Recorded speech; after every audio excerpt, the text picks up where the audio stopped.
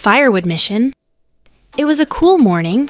5 brothers, Theo, Jabari, Balo, Kazi, and Moody, were finishing breakfast when Mama called.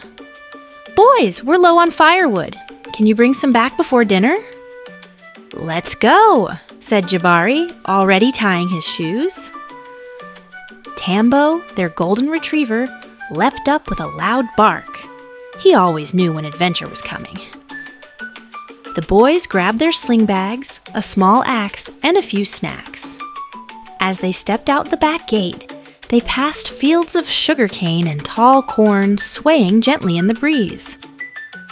"Can we cut some sugarcane?" Moody asked, licking his lips. Theo chuckled. "Only if we ask the farmer first. Stealing snacks leads to muddy consequences." They laughed and marched on, with Moody pretending to be a firewood warrior and Tambo trotting proudly beside him. As they reached the forest, the air cooled and the path grew bumpy. They split into teams.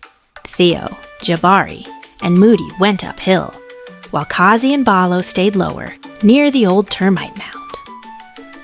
"Remember," Theo reminded them, "only collect dry wood. It snaps when bent." Kazi and Balo began gathering sticks. Meanwhile, Moody followed Theo and Jabari, climbing through roots and ducking under vines. That's when it happened. Whoa! Ah! Splat! Jabari had stepped into a patch of slick, muddy earth and slipped right onto his back. Everyone froze. Then Moody burst out laughing. "You look like a chocolate pancake!" Jabari sat up, face and clothes dripping in mud. Even Tambo barked like he was laughing. "This is not funny," Jabari groaned. "There's mud everywhere."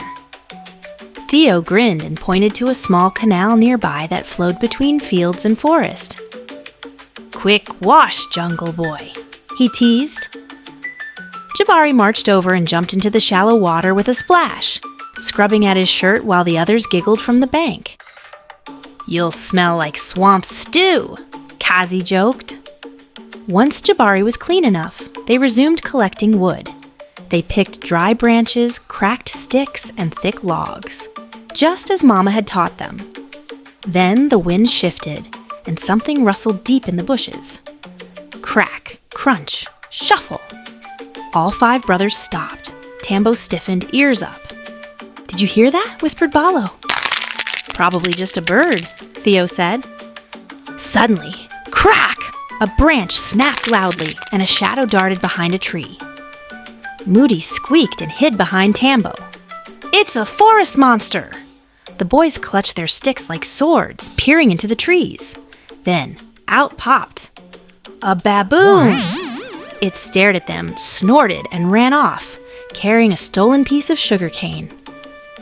Everyone sighed in relief. "Next time we bring banana peels," said Kazi. "Or a megaphone," Jabari added, "to scare it instead."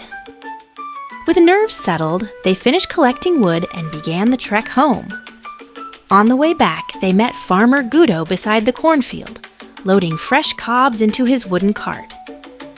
"Back from the forest?" he asked with a smile. "Yes, sir," said Balo.